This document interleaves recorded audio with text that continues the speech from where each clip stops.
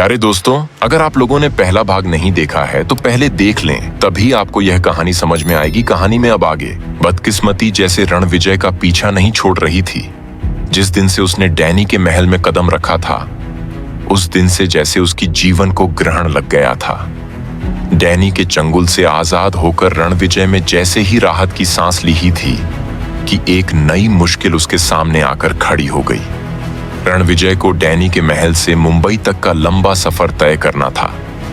इसी वजह से उसने डैनी के खजाने से कुछ सोने के सिक्के अपने पास रख लिए थे। लेकिन इन्हीं सोने के सिक्कों को प्राप्त करने के लिए कुछ बदमाश रणविजय के पीछे पीछे ट्रेन में भी आ गए थे। कमजोर और थका हारा रणविजय उन बदमाशों के आगे गिड़गिड़ा रहा था, आप लोगों को जो चाहिए मैं दे दूंगा, मुझे मत मारिए।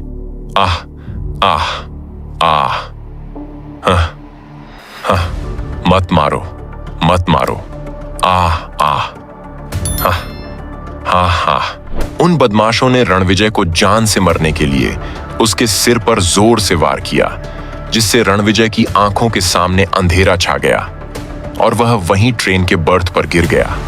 वो बदमाश तो सोने के सिक्के लेकर अगले स्टेशन पर उतर गए, मगर कई स्टेशन आए और गए, लेकिन दुनिया से बेखबर रणविजय अपनी बर्थ पर वैसे ही पड़ा रहा। किस्मत से सूरत स्टेशन पर रणविजय को कुछ पुलिस वालों ने संभाला और उसे सूरत सिटी हॉस्पिटल में भर्ती कराया, जहां पूरे 3 दिन में रणविजय को होश आया। आह, मैं कहां हूं? रणविजय बोला। रणविजय, अभी तुम सूरत सिटी हॉस्पिटल में एडमिट हो और मैं डॉक्टर संध्या गोस्वामी, फिलहाल तुम्हारा ट्रीटमेंट मेरे ही अंडर में चल रहा है। तुम ट्रेन में बेहोश मिले थे, शायद तुम पर किसी ने अटैक किया था। किस्मत वाले हो जो बच गए, डॉक्टर ने कहा। ट्रेन में? मैं ट्रेन में क्या कर रहा था? मैं ट्रेन में क्या कर रहा था? मुझे कुछ याद क्यों नहीं आ रहा है? रणविजय दिमाग पर जोर डालता है। सर, पर चोट लगने के बाद अक्सर ऐसा होता है। डोंट वरी, कुछ टाइम लगेगा और तुम फिर ठीक हो जाओगे। वैसे तुम्हें अपना एड्रेस याद है? कोई फैमिली मेंबर जिसे इंफॉर्मेशन दी जा सके? डॉक्टर ने कहा। मुझे कुछ याद नहीं आ रहा है, मैं सब भूल गया हूं। रणविजय ने कहा। देखो, अभी तुम ज्यादा मूवमेंट मत करो, तुम्हारा घाव गहरा है। सर की चोट में अक्सर लोग पुरानी बातें भूल जाते हैं, लेकिन टेंशन मत लो, जल्दी ठीक हो जाओगे। वैसे तुम्हें सौम्या के बारे में कुछ याद है? डॉक्टर ने कहा। सौम्या? सौम्या कौन है? हाँ, मैं जानता हूं, यह नाम मुझे याद है, लेकिन मुझे याद क्यों नहीं आ रहा है? सौम्या कौन है? कौन है सौम्या? कहता हुआ रणविजय दर्द से कराहता है। रिलैक्स रणविजय, रिलैक्स, तुम्हें जल्दी ही सब कुछ याद आ जाएगा। वैसे पेशेंट अपने पास्ट की कुछ चीज रिकॉल कर लेता है तो जनरली उसका मेमोरी लॉस टेम्पररी ही होता है, इसीलिए थोड़ा टाइम लगेगा और तुम जल्द सब याद कर लोगे, डॉक्टर ने कहा। रणविजय कराहता हुआ कहता है। लेकिन डॉक्टर, आपको सौम्या के बारे में कैसे पता चला? डॉक्टर, तुम्हारी डायरी से। रणविजय, डायरी? डॉक्टर, यह डायरी, दरअसल तुम्हें जब अस्पताल लाया गया तो तुम्हारे पास एक डायरी मिली थी तुम्हारी पहचान का, और कोई दूसरा तरीका हमारे पास था नहीं, इसलिए मैंने तुम्हारी डायरी पढ़ी थी। उसी से पता चला कि तुम्हारा नाम रणविजय है और तुम्हारी मंगेतर का नाम सौम्या है। एक बार तुम ठीक हो जाओ, उसके बाद हम तुम्हारी डायरी में लिखी बातों के बारे में बात करते हैं। रणविजय, क्या लिखा है डायरी में? डॉक्टर, कुछ नहीं, एक बार तुम ठीक हो जाओ, उसके बाद बात करते हैं। ठीक है, अभी मैं चलती हूं, मुझे कुछ दूसरे पेशेंट को देखना है। रणविजय, लेकिन डॉक्टर, अगर मुझे कुछ याद नहीं आया तो? डॉक्टर, डोंट वरी रणविजय, मुझ पर विश्वास रखो, तुम जल्दी ठीक हो जाओगे, डॉक्टर संध्या गोस्वामी ने कहा। तो दिया, लेकिन रणविजय की डायरी देखने और पढ़ने के बाद उसे लगा कि रणविजय के साथ सब कुछ नॉर्मल नहीं है। डॉक्टर संध्या ही क्या, दुनिया का कोई भी व्यक्ति उसे डायरी को पढ़ता तो उसमें लिखी बातों पर कैसे यकीन करता? दूसरी ओर सौम्या रणविजय का इंतजार कर रही थी। उसे पता भी नहीं था किरण विजय पर क्या गुजर रही है। Soumya, Ranvijay, where are you? क्या रतनगढ़ से मुंबई आने में कितना टाइम लगता है? कहीं वह किसी परेशानी में तो नहीं है? नहीं, जरूर, वो वहां पर किसी काम में फंस गया होगा, इसी वजह से आने में वक्त लग गया होगा। आने दो उसे, फिर बताती हूँ सौम्या। प्लीज जल्दी आ जाओ यार। I miss you, I waiting for you. और ये जेनी हर बार लेट करती है। घर पर हो तो घर पर और बाहर हो तो बाहर। कब से वेट कर रही हूं उसका, पर महारानी अभी तक आई नहीं। Jenny, hi Soumya, how are you? Soumya, बैठे हैं जी, इंतजार कर रहे हैं कब महारानी साहिबा आए और हमें दर्शन दे। जेनी, जस्ट वेट यू, नाटक मत कर अब।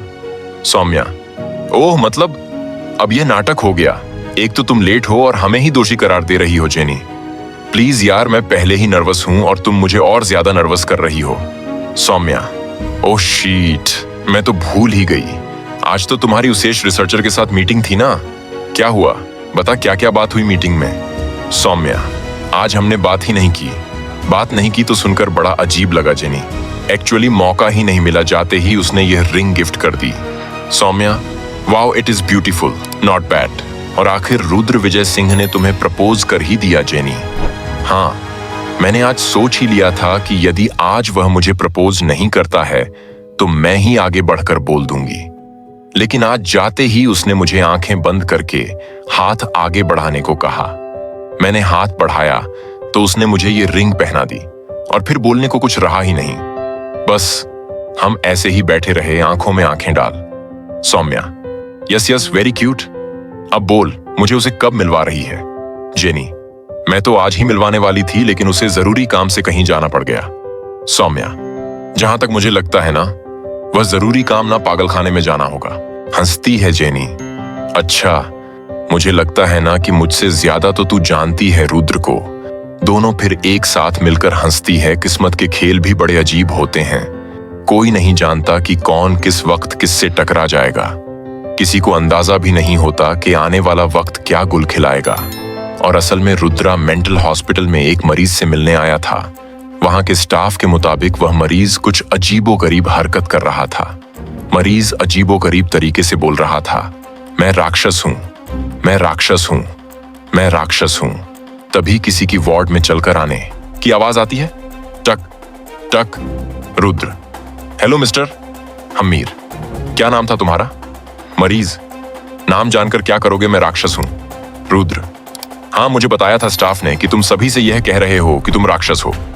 मरीज, हाँ मैं राक्षस हूं, मैं राक्षस हूं, मैं राक्षस हूं, मैं राक्षस हूं। रुद्र, तो तुम्हें अपना असल नाम बताने में क्या दिक्कत है? मरीज, यही तो दिक्कत है कि नाम तो कोई और देता है। राक्षस हम सब में मौजूद है, हमेशा से हम सभी में राक्षस होता है। तुझ में है, मुझ में है, हम सब में है। मैं राक्षस हूं, तुम राक्षस हो, हम सब राक्षस हैं। मरीज ने अजीबोगरीब तरीके से हंसते हुए कहा, क्योंकि अब छुपाने की जरूरत नहीं है। अब मेरे मालिक आने वाले हैं, वह महल से रवाना हो चुके हैं।